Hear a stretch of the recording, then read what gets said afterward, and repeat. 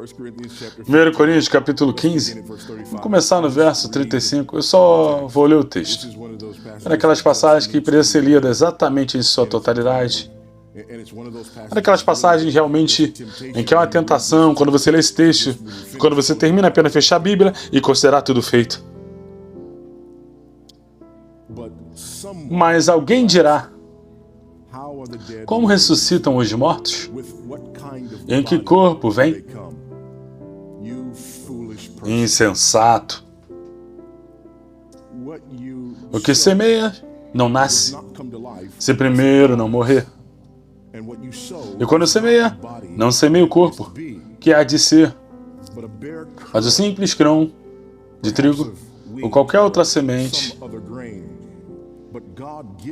Mas Deus lhe dá corpos, como lhe providar. E cada uma das sementes,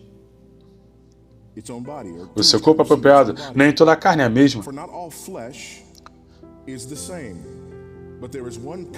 Porém, uma é a carne dos homens, outra dos animais, outra das aves e outra a dos peixes.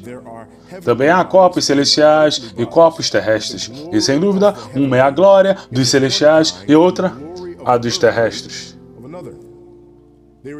Uma é a glória do sol, e outra é a glória da lua, e outra a glória das estrelas.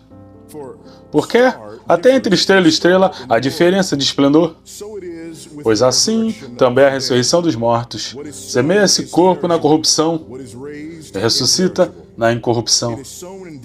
Semeia-se em desonra e ressuscita-se em glória. Semeia-se em fraqueza e ressuscita-se em poder. Semeia-se o corpo natural e ressuscita o corpo espiritual. Se há corpo natural, há também corpo espiritual. Pois assim está escrito: o primeiro homem, Adão, foi feito alma vivente. O último Adão, porém, é espírito vivificante. Mas não é o primeiro espiritual, e sim o natural. Depois o espiritual. O primeiro homem, formado da terra, é terreno. O segundo homem é do céu. Como foi o primeiro homem, tais também são os homens terrenos, e como também é celestial. Os celestiais, e assim como trouxemos a imagem do que é terreno, devemos trazer também a imagem do celestial. Isso afirmo, irmãos, que a carne e o sangue não podem herdar o reino de Deus, nem a corrupção herdar a incorrupção. E que vos digo um mistério: nem todos dormiremos, mas transformados seremos todos, no momento, no abrir e fechar de olhos, ao ressoar da última trombeta. A trombeta soará, os mortos ressuscitarão, incorruptíveis, e nós seremos transformados.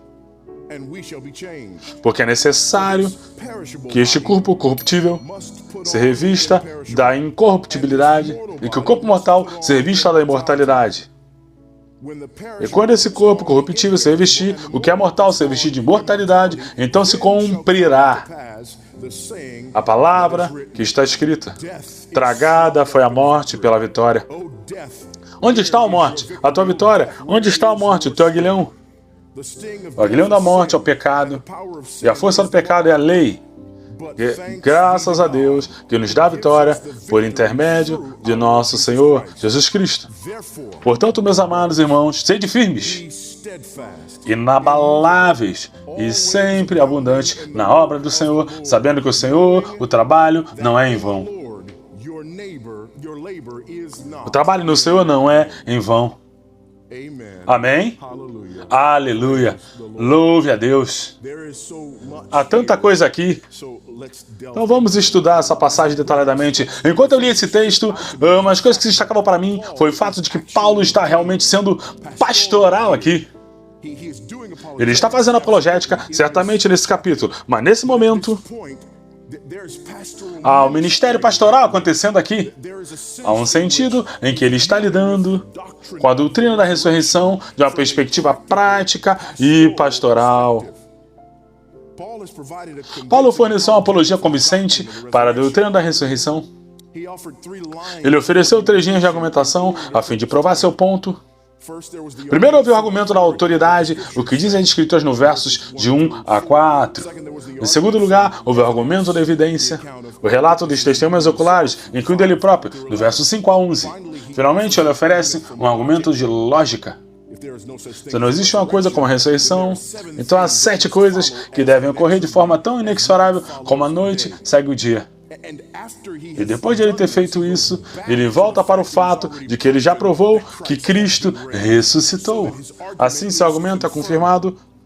No entanto, depois de ter ganho o dia e provado seu ponto, Paulo não se contenta em simplesmente ficar triunfante sobre os corpos de seus inimigos. Isto para ele era muito mais do que vencer uma discussão.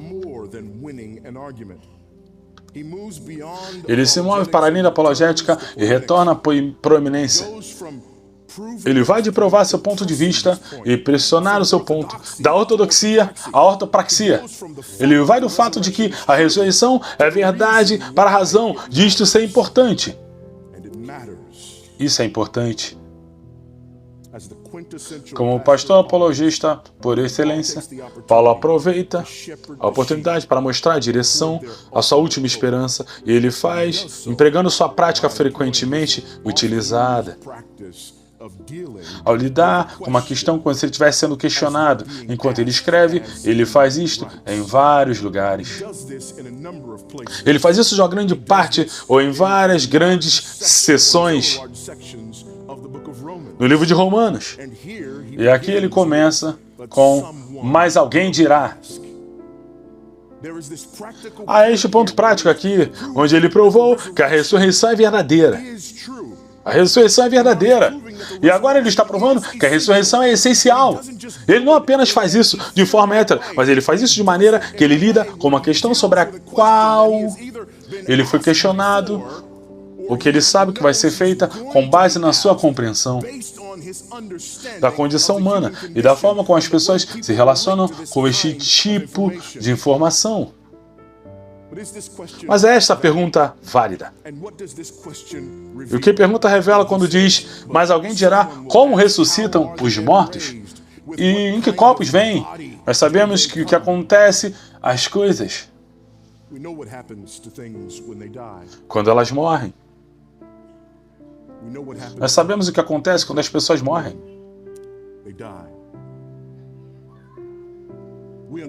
Nós entendemos a morte. Nós não sabemos o que é a ressurreição ou como ela se parece, porque nós nunca vimos uma ressurreição. Tudo que temos é o registro e o testemunho das testemunhas da ressurreição de Jesus Cristo todos aqueles anos atrás.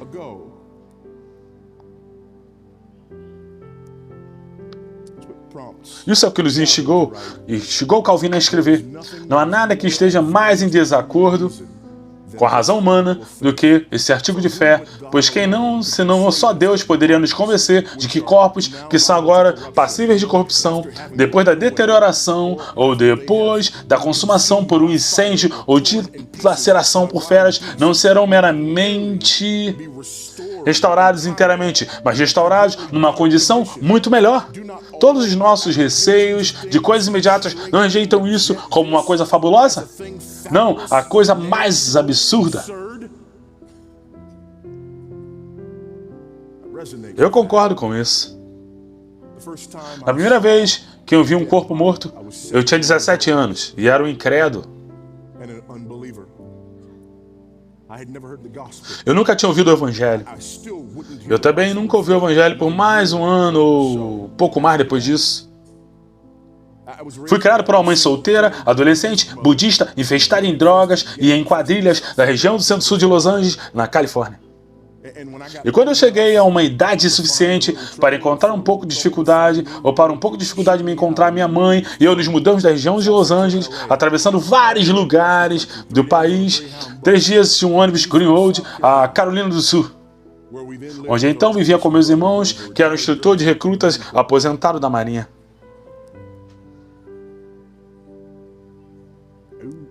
Uhá!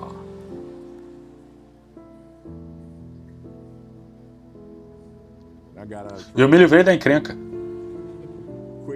De cara, rápido e com pressa. Contudo, vários anos mais tarde, tenho me mudado para o grande estado do Texas. Recebi um telefone. Era meu primo, Jamal, ele estava morto. De repente eu me lembrei das coisas das quais minha mãe havia me resgatado, levado-me embora.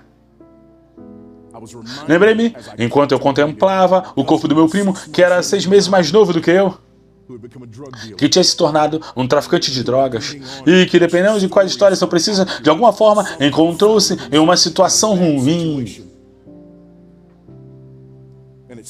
Aos 16 anos foi baleado na parte de trás da cabeça. Ele estava morto. Nós viajamos de volta para Los Angeles, fiquei ali olhando seu corpo. E eu não tinha esperança. Eu não tinha esperança. Fiquei ali olhando o seu corpo e tudo que eu conseguia pensar era que isso estava acabado, isso era para valer, e não era para valer, ele estava acabado. Mas o que me aguarda no futuro que seja diferente disso? O que há mais do que isso? O que mais há além disso? E assim, eu concordo com essa ideia de que isso não é algo que seja fácil de entender para nós. E, no entanto, Paulo repreende a incredulidade dos coríntios. Sim, isto é algo difícil de entender. Contudo, é algo que Deus disse em sua palavra. Uma coisa é um incrédulo não ter categorias para lidar com a morte. Outra coisa é um dos indivíduos que estão associados à igreja do Deus vivo, que já ouviram falar sobre a morte, o sepultamento e a ressurreição de Jesus Cristo, dizer: eu não tenho certeza de que aquilo pode acontecer.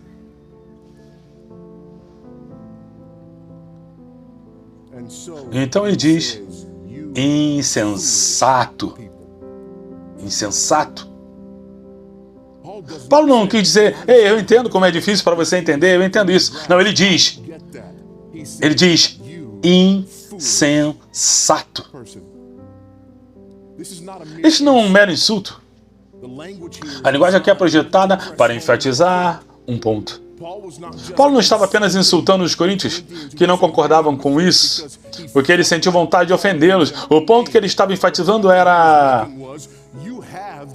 vocês têm evidência na palavra de Deus, vocês têm evidência do ensino apostólico, você também tem evidência da revelação geral.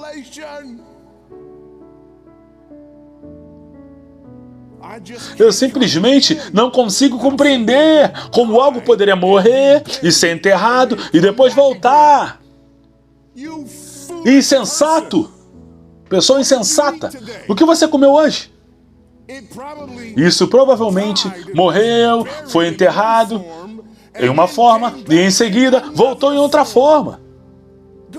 Deus tem lhe mostrado não só por meio da sua palavra, mas por meio das coisas que você vê, mesmo na natureza.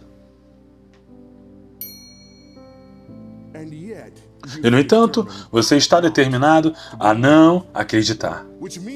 O que significa que você tem que aceitar uma resposta alternativa. E qual é a sua resposta alternativa? Bem, a resposta alternativa poderia ser algo do tipo do dualismo platônico, espiritismo, ou gnosticismo. Alguma ideia que basicamente informe que a matéria é má, e porque a matéria é ruim, mas com Jesus não era realmente uma ressurreição de verdade. Ou seja, ele não era realmente humano, porque Deus não iria habitar carne humana, pecaminosa. E ele só parecia ser humano, mas não deixou pegadas, por exemplo. Ou ele era humano, mas a sua divindade apenas veio sobre ele no batismo. E depois deixou-lo na cruz. Depois deixou-la na cruz. Mas a ideia de que ele era plenamente humano é completamente inaceitável para esse tipo de pensamento dualista. E assim, se você não acreditar na ressurreição, você provavelmente acreditará em algo assim. E Paulo refuta isso. Se você não acreditar na ressurreição, o que você tem? Reencarnação? De que, de alguma forma, este é apenas seu terno terreno, e esse terno terreno você irá deixar para outro terno terreno. Pode ser uma ave, pode ser um porco, pode ser um porco. Nós temos de tratar bem os animais, porque isso pode ser um parente saudoso nosso. Não, isso não funciona. Isso não funciona. Talvez algum tipo de niilismo. O tipo de coisa do ciclo da vida do Rei Leão. Que isto realmente não importa, na verdade. Nós morremos, então vamos voltar ao pó e estamos apenas consumidos neste ciclo interminável, o ciclo que acontece. Há um grupo chamado Projeto Morte Urbana. Recentemente, eles cogitaram a ideia de usar seres humanos mortos como fertilizantes. Nós usamos outras coisas mortas. Por que não usar pessoas? Entende? A primeira coisa que a ressurreição da vida faz por nós é que ela aborda a nossa antropologia, a nossa compreensão da nossa própria natureza de homem. Essa doutrina afirma a dignidade da humanidade. O fato de que Cristo se fez carne e que ele foi em seguida morto e sepultado e ressuscitou. Ele não se limitou a descartar a sua carne e voltar ao seu lar celestial. Ele levou essa carne com ele na sua forma ressurreta. Isso diz algo sobre a dignidade inerente da humanidade. Em todos os seus elementos, o fato de que os seres humanos, como seres integrais, têm dignidade inerente a eles. Isso diz algo sobre a maneira como pensamos sobre nós mesmos e sobre a maneira como pensamos acerca de outras pessoas. Isso diz algo sobre a santidade da vida humana em todos os pontos. Deus poderia ter feito seu filho vir de outra forma, mas ele não fez. Deus poderia ter pulado aqueles aspectos significantes da existência humana, mas ele não o fez. Deus não fez o seu filho saltar sobre aqueles aspectos da existência humana, porque eles são significativos. E por isso, Cristo vem para o útero de uma mulher e experimenta a totalidade do desenvolvimento humano. Assim, ele nos santifica. E diz para nós, desde o momento da concepção, existe a vida humana,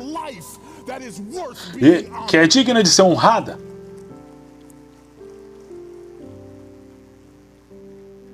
A ressurreição nos ensina isso, porque ele leva a carne de volta para o alto. Existe essa afirmação. Olhe para o que ele diz. Ele volta à criação e, curiosamente, o que ele faz? Começando no verso, torna 4, 5, 6 da criação e criá-los em sentido inverso. Observe no versículo 39. Nem toda a carne é a mesma, porém, uma é a carne dos animais, outra é das aves e outra dos peixes. Também há corpos celestiais e corpos terrestres, e sem dúvida, uma é a glória dos celestiais e outra dos terrestres, uma é a glória do sol e outra a glória da lua, e outra das estrelas, porque até entre as estrelas e estrelas há diferença de esplendor. Então a ideia aqui é que existe uma glória do corpo humano que não é a mesma glória que é das outras coisas. Não é a mesma glória dos outros organismos. É por isso que até mesmo não vai passar por um ser humano morto e agir como se não houvesse nada errado. Independentemente do que você diz, do que você acredita, se você vê um outro ser humano caído, você não simplesmente caminha passando por cima dele. Há algo em nós que entende essa dignidade inerente da humanidade. É por isso que você pode passar por um acidente de carro e se parece que alguém morreu, você pode estar rindo, se divertindo e brincando, mas no momento em que você percebe que um ser humano, embora você não conhecesse, seja um homem, seja uma mulher, alguém que está morto, você não é o mesmo. Porque há uma glória diferente associada com a gente. E a ressurreição de Jesus Cristo afirma isto. Ela transforma a nossa antropologia. Ela não somente transforma a nossa antropologia, mas também transforma a nossa soteriologia. Ela conta que há uma conexão declarada aqui, começando no versículo 42, pois assim a ressurreição dos mortos semeia-se o corpo na corrupção e ressuscita na incorrupção, semeia-se em desonra, ressuscita em glória, semeia-se na fraqueza, ressuscita em poder, semeia-se corpo natural, ressuscita corpo espiritual. Se há corpo natural, também corpo espiritual. Então, esta glória existe, há também um sentido em que a glória do corpo humano é diferente de glória de outra carne. Contudo, há também o sentido em que a glória do corpo ressurreto é diferente da glória dos nossos corpos, como eles estão agora. Isto leva para o segundo movimento, em que isso muda a nossa soteriologia. E olhe para o que ele faz nessa sessão. Nessa sessão, nós somos introduzidos à ideia do primeiro Adão e do último Adão. Assim está escrito, o primeiro Adão foi feito, o último Adão é espírito vivificante. Mas não é o primeiro, o espiritual, e sim o natural. Depois do espiritual, o primeiro homem, formado da terra, é terreno. O segundo homem é do céu. Como foi o primeiro homem, o terreno, tais são também os demais homens terrenos. E como é o homem celestial, tais também os celestiais. E assim como trouxemos a imagem do que é terreno, devemos trazer também a imagem do celestial. Ele foi ressuscitado. E nós seremos ressuscitados. Por quê? Porque estamos unidos a ele. Mas a ideia é que a sinalização de uma representação universal, o conceito foi introduzido esta manhã, mas deixa eu me aprofundá-lo um pouco mais. Porque Paulo quem lida aqui com a ideia de que a ressurreição é real para nós. Porque a união com Cristo é real para nós. Temos união real com Jesus Cristo. De fato, a morte para nós é o resultado direto de nossa união sob a representação universal de Adão. De modo em que em Adão todos nós morreremos. A nossa ressurreição, então, está ligada à mudança de nossa representação universal. Porque todos nós somos culpados em Adão, pela mesma razão que todos nós somos razados. Anteriormente, no versículo 21 e 22, ele diz, visto que a morte veio por um homem, também por um homem, veio a ressurreição dos mortos. Porque assim como em Adão todos morreram, assim também todos serão vivificados em Cristo. Amigos, é por isso que o nascimento virginal importa. Jesus não está sob a representação universal de Adão. Desculpe-me, se alguém poderia me dar uma toalha? Ou algo assim, porque eles estão me fazendo suar com essas luzes. Eles conseguiram me fazer pregar sem minha roupa.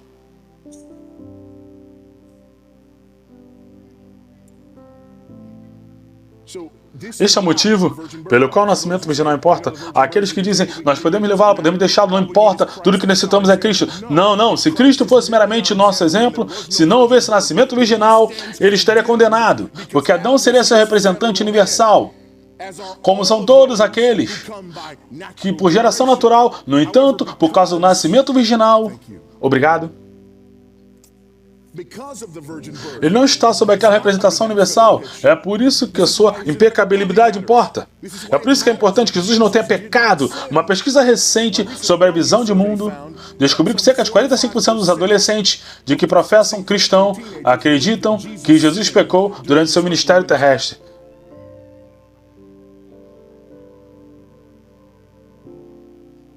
Eu sei de duas coisas. Número 1, eles não compreendem o Evangelho. Número 2, eles não estão sendo catequizados. Os catequismos mais básicos lidam com isso. Que tipo de vida Cristo viveu na Terra?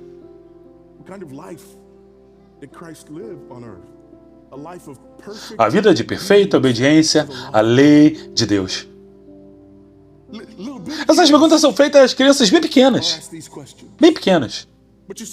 Mas nós chegamos a crer que a teologia, ela não importa. Paulo não acredita nisso. Ele acredita que a doutrina da ressurreição importa em um nível muito prático. Porque se você não entende essa doutrina da ressurreição corretamente, então você não entende que você está sob a representação de Adão. E você não entende o significado da sua obediência ativa e passiva. Que na sua obediência ativa, ele guardou a totalidade da lei. E foi realmente justo. Desse modo, ele é capaz de imputar a justiça real a você. E na sua obediência passiva, ele aceita em si mesmo a morte que você devia a Deus, mas não poderia pagar. Portanto, podemos imputar a ele a nossa pecaminosidade. Foi por causa dessa dupla imputação, estamos diante de Deus sob representação universal. E Jesus Cristo, não só perdoados, mas justos. E podemos realmente antecipar a ressurreição dos nossos corpos. Aleluia! Essa doutrina importa. Se Cristo não fosse realmente justo, então ele não seria melhor do que Buda. Ele não seria melhor do que Gandhi. Ele não seria melhor do que Confúcio. Ele seria apenas um exemplo e você poderia levá-lo ou deixá-lo. Mas se ele nasceu de uma virgem, viveu uma vida sem pecado, morreu uma morte vicária, substitutiva, levantou-se em ressurreição vitoriosa e decisiva, subiu para a destra direita de Deus, está lá fazendo intercessão por nós e um dia voltará para julgar os vivos e os mortos, reunir o seu povo para si e levá-lo aonde ele está. Então, essa doutrina importa.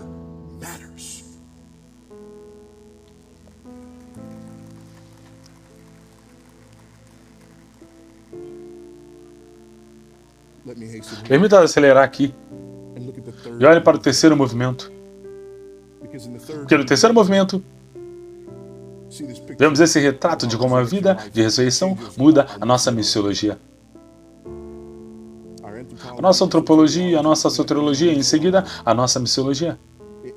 Nessa última sessão ele inicia usando a passagem familiar,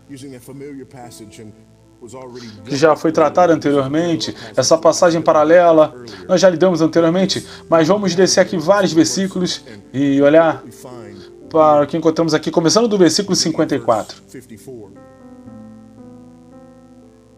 E quando esse corpo corruptível se revestir de incorruptibilidade, o que é mortal se revestir de mortalidade, então se cumprirá a palavra que está escrita: tragada foi a morte pela vitória. Onde está a morte? A tua vitória. Onde está a morte? O teu aguilhão. Então a única maneira de sair novamente, da última vez que verifiquei a taxa de mortalidade, era um por pessoa. Eu não conferi hoje, mas eu tenho certeza que isso não foi alterado. Todos nós vamos por este caminho. Aos homens está ordenado morrerem uma só vez, vindo depois disso o juízo, o julgamento. E assim cada homem, em todos os lugares, está fazendo a mesma pergunta. O que acabaram de fazer essa pergunta: como eu faço para evitar ser derrotado por esse último, o inimigo?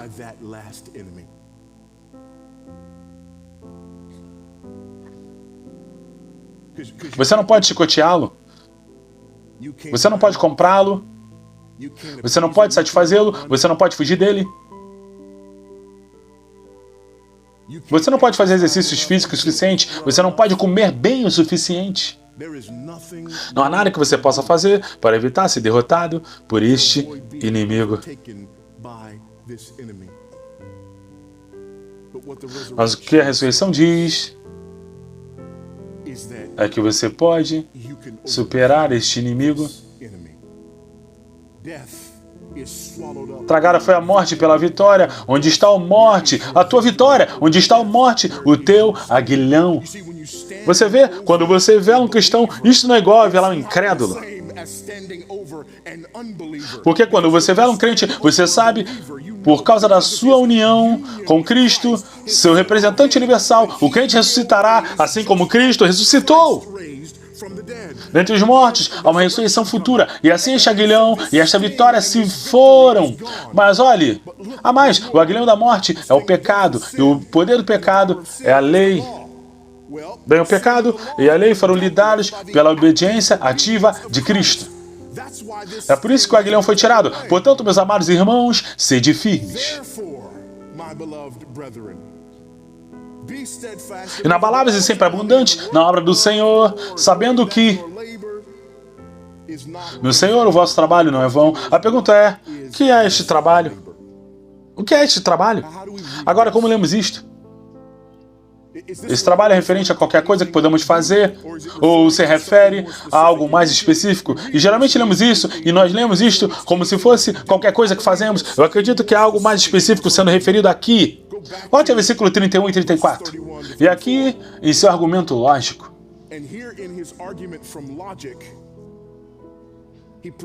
ele representa algo muito semelhante. Ele diz, eu protesto, irmãos, por minha... Na verdade, desculpe. Verso 14 a 19. Verso 14 a 19. E se Cristo não ressuscitou, é vã a nossa pregação, e vã a nossa fé.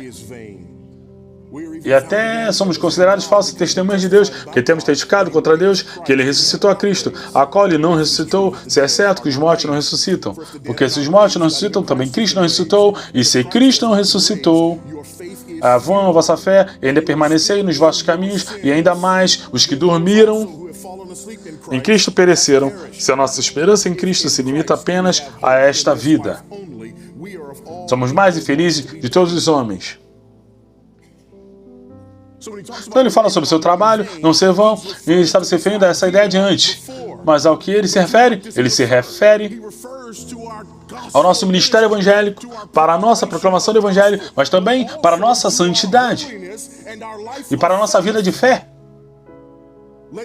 Em seguida, no parágrafo imediatamente anterior a este parágrafo, o primeiro parágrafo, verso 5, verso 38 e 34, eu protesto, irmãos, para agora que eu tenho em vós hoje que Cristo Jesus, nosso Senhor, se como homem, lutei em Efésio com feras, que me aproveita isso, se os mortos não ressuscitam. Comamos e bebamos, que amanhã morreremos, não vos enganei, as más conversações corrompem os bons costumes. Tomai sobriedade, como é justo, e não pequeis.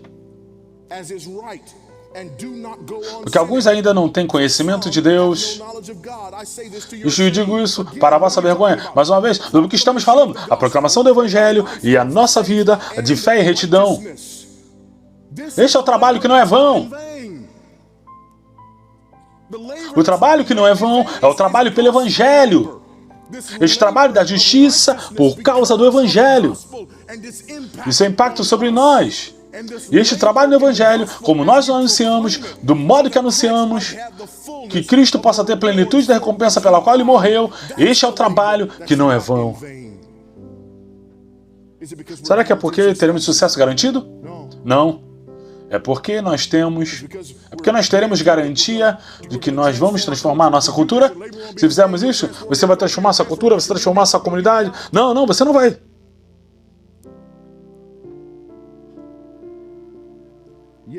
No entanto, você pode trabalhar no Evangelho, perseverar na justiça,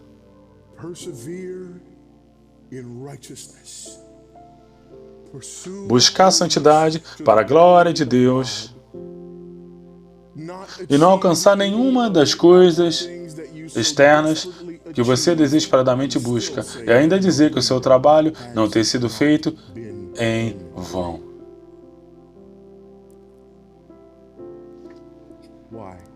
Por quê?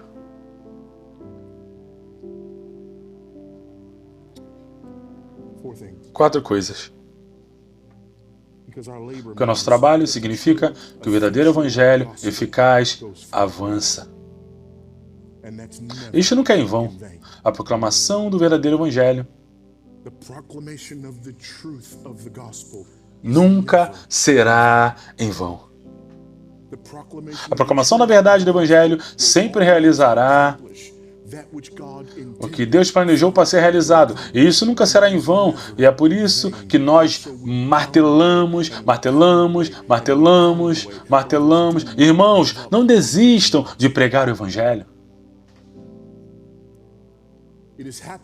Isso já aconteceu de tempos em tempos, de local em local, onde a pregação do Evangelho não pareceu frutificar.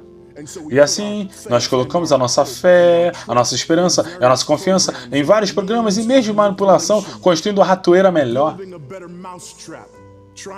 tentando descobrir o que precisamos fazer a fim de trazê-los, porque é aí que se encontra o nosso sucesso. Não, o nosso sucesso está na nossa fidelidade, na proclamação do Evangelho.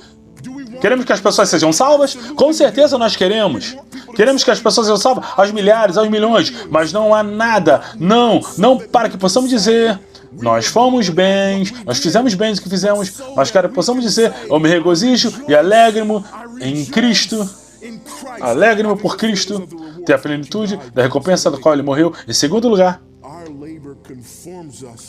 o nosso trabalho nos conforma à imagem de Cristo em verdadeira justiça, quando é trabalho pelo Evangelho.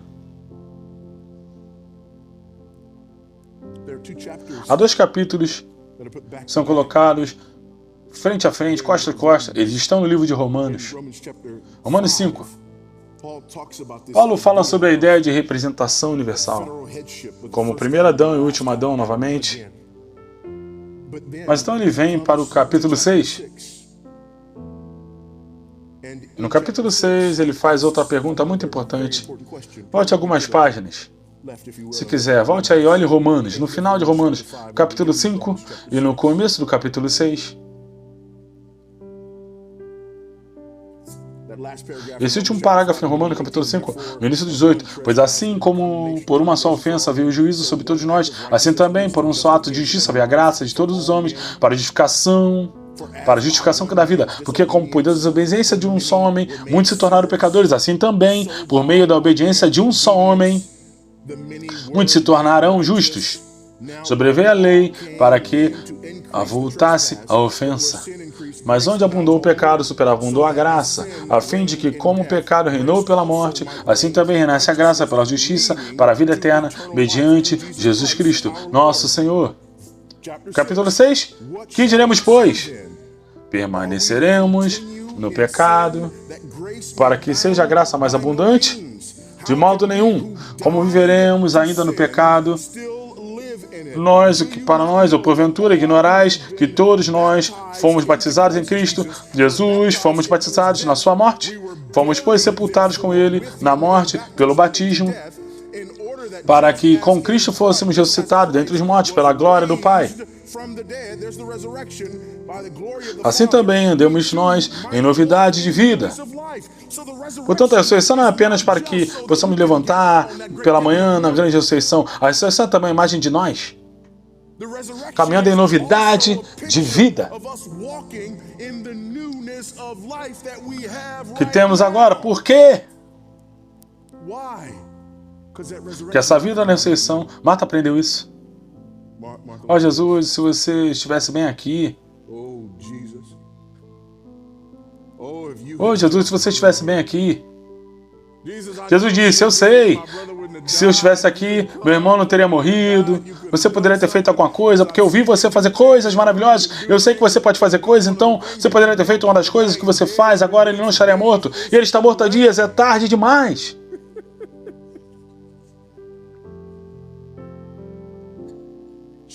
Jesus não diz a ela, eu tenho algumas coisas para ele um dia. Oh, porque naquele dia, ele nem mesmo disse, estou me preparando para clamar meu pai, porque meu pai ele pode corrigir isso. O que ele diz? Eu sou a ressurreição e a vida.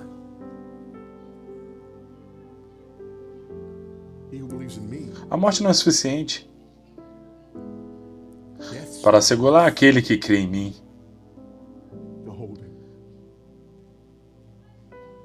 E se Cristo é a ressurreição e a vida, então a vida de ressurreição não é apenas algo que eu vou aguardar com interesse, é isso, amém? É algo que aguardamos com interesse, com expectativa, mas é também o sentido em que essa vida de ressurreição, esta realidade, é na realidade atual, essa realidade do já e ainda não, em que caminhamos.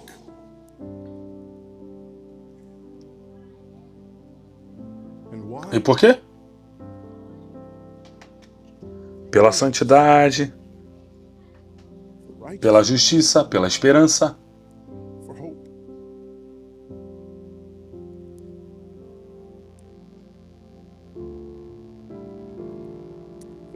Em terceiro lugar, nosso trabalho nos prepara para a sua vinda. Prepara-nos para a sua vinda. Ouvimos hoje, quando nosso irmão falou sobre a primeira vez em que ele pregou em um funeral. Lembro-me da primeira vez que eu preguei em um funeral? Lembro-me da primeira vez como um pastor em que eu preguei em um funeral. E de repente algo se tornou evidente para mim. O pastor não é apenas um administrador. O pastor não é apenas um apertador de mãos. O pastor não é apenas um pregador. O pastor não é apenas um conselheiro.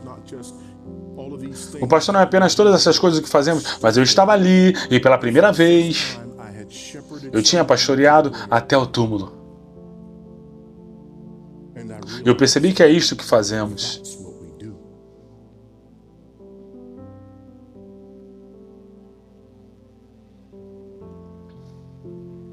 Isso é o que fazemos. Estamos tão acostumados com as pessoas simplesmente se levantando e saindo. Elas não gostam da música, elas não gostam de como você prega, elas não gostam disso, elas não gostam daquilo, e assim as pessoas simplesmente vão, elas vêm e vão, elas vão, mas às vezes as pessoas não vão voluntariamente.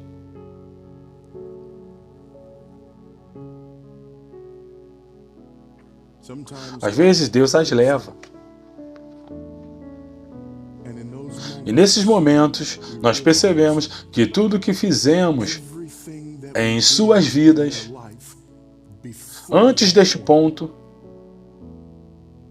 de repente, agora mesmo, tem significado renovado. Porque era importante que eu pregasse àquela pessoa? Porque este dia estava chegando. Que era importante que eu aconselhasse aquela pessoa? Porque esse dia estava chegando. Que era importante eu evangelizar aquela pessoa? Porque esse dia estava chegando. Que era importante que eu segurasse na mão daquela pessoa? Porque esse dia estava chegando. Porque é importante que eu faça todas essas coisas que eu fiz com aquela pessoa, com todo o resto dessas pessoas. Por quê? Porque este dia está chegando para todos nós. Para todos nós. Estamos preparando as pessoas para o encontro com Deus. Entretenimento não faz isso. Mimo não faz isso. O Evangelho faz isso. E quando entendemos isso, isso muda a magnitude e a seriedade do ministério que nós temos. Finalmente, o nosso trabalho nos dá esperança.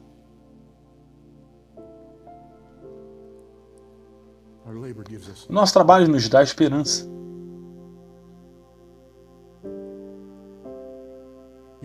Você sabe que há uma enorme diferença entre ficar de pé perto de um homem de 90 anos de idade, pregando em um funeral, perante um grupo de pessoas que estão acenando com a cabeça, concordando e sorrindo, porque aquele homem de 90 anos de idade viveu toda essa longa e plena vida e conhecia o Senhor e amava o Senhor. E ficar de pé na frente de um caixão desse tamanho.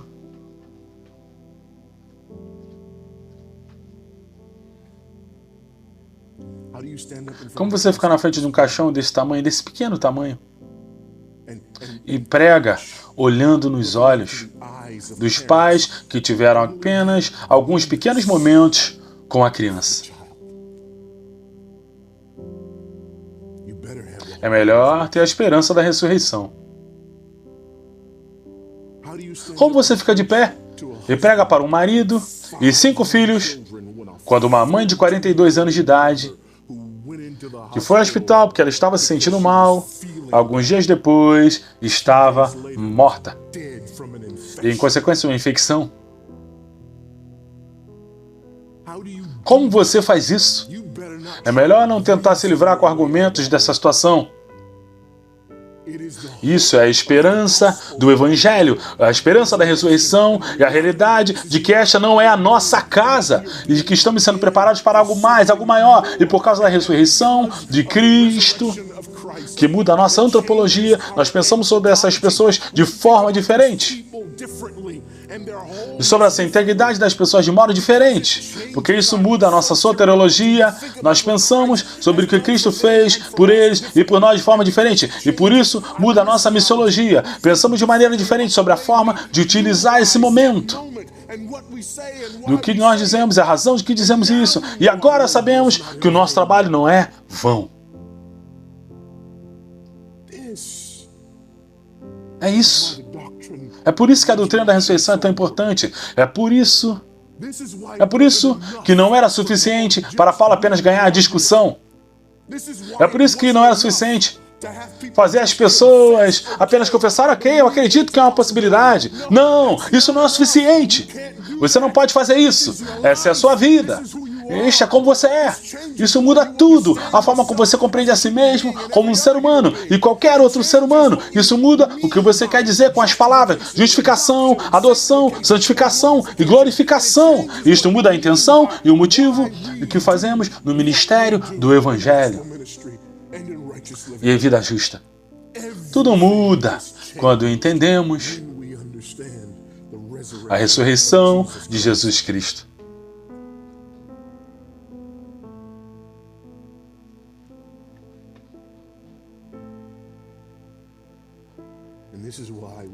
É por isso que nós olhamos para esses elementos repetidamente e lembramos o nosso povo repetidamente sempre que comemos este pão. Sempre, repetidamente. Sempre que comemos o pão e bebemos do cálice, nós anunciamos a morte do Senhor até que Ele venha. Devemos sempre estar centrados na ressurreição. Por quê? Porque não há nenhum evangelho sem a ressurreição. Portanto, se nós não estamos centrados na ressurreição, não estamos centrados no evangelho.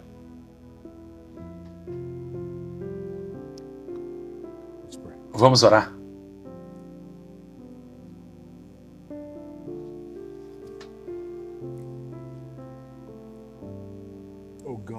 Ó Deus, como nós agradecemos. Ó, como nos alegramos com essa grande verdade. Como nós exultamos nesta grande esperança. À medida que envelhecemos, nossos cabelos ficam grisalhos, nossos corpos quebram e movem-se mais lentamente, as doenças e enfermidades vêm. Somos lembrados repetidamente que não vamos ficar aqui para sempre. E como aquele lembrete vem, há um outro grande lembrete que apresenta a nós regularmente. E este lembrete é de que Cristo venceu aquele inimigo final. Este lembrete de que a morte não tem a última palavra. Este lembrete de que por causa da sua obediência ativa e passiva, por causa da sua encarnação e revestimento pessoal em carne, por causa dele, tomando nossos pecados sobre si mesmo e morrendo e pagando o preço que devemos, e porque a sua ressurreição não anunciou a todos que você aceitou o pagamento, temos a esperança diante de nossa morte iminente. Temos esperança enquanto a morte nos rodeia. Temos esperança no meio de situações e circunstâncias que parecem sem esperança. Nós temos esperança porque Cristo foi morto, mas Ele não está mais morto, Ele já ressuscitou. Ele já ressuscitou. Alegramo-nos com esta verdade Em nome de Cristo e por amor a Ele. Amém.